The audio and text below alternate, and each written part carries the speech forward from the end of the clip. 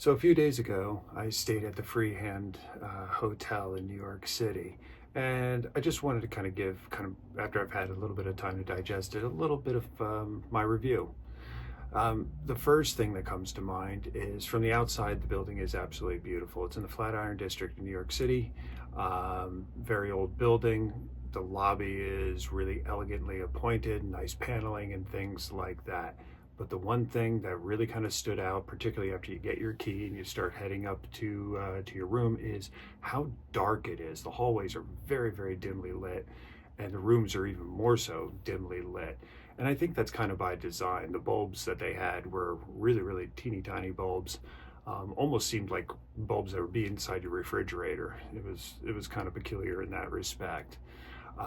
So yeah, it was kind of dark. Now, the room itself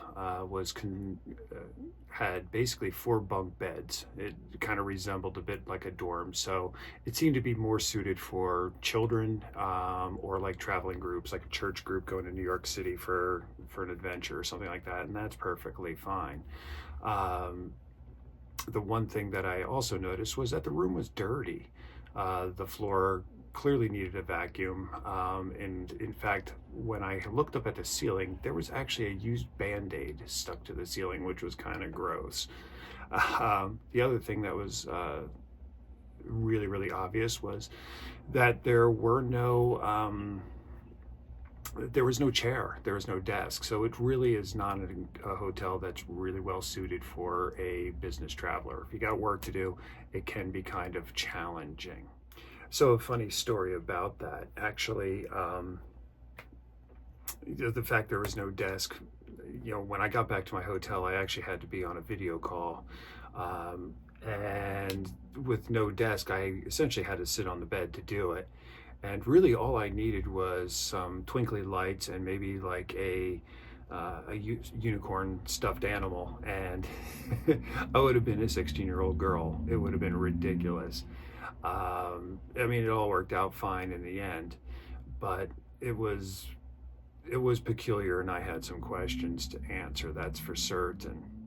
The beds themselves weren't entirely uncomfortable. However, as a really, really tall gentleman, they were very ill-fitting. I found myself hitting my feet on things and hitting my feet on the ladders that would go up onto the top bunk, which was kind of comical. And speaking of the ladders also blocked the view of the television. So it was pretty much kind of hard to watch TV if you wanted to kind of unwind, which, it is what it is. The other thing that was kind of peculiar was in the bathroom. The shower didn't drain. The shower pan in and of itself was tilted away from the drain. So while you're taking a shower, you were standing in your own soup. And speaking of soup, it was kind of hard to wash yourself because while they provide towels, and they're fine, there was no washcloths. And it appeared that the soaps that come with the hotel, the body wash, the shampoo, were identical. They smelled the same, everything, same color, same everything. So it was kind of bring your own. So if I was going to summarize this, well, no, before I summarize this, I did not book this room on my own. Company, travel group booked it. I don't blame them for it. It is what it is. And a lot of my work colleagues actually stay there. And even they had commented that it seems that the quality has gone downhill. The rooms aren't clean and things like that. And they also comment about the really dim light. So kind of like my final verdict on this, if you're a business traveler, I'd probably avoid it. Just a general lack of amenities to kind of conducting your work is difficult.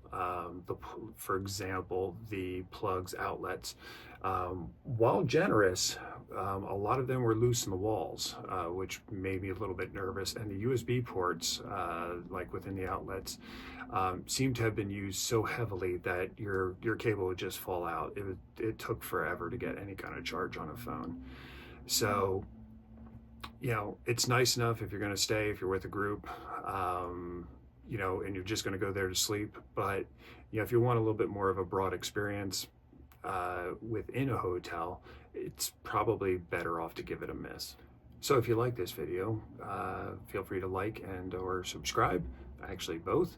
I'd also like to hear, kind of your experiences staying there. It really does vary. Some people love it, some people hate it, some people are kind of indifferent, but I'm curious to hear what you have to say. That's all for now. Thank you.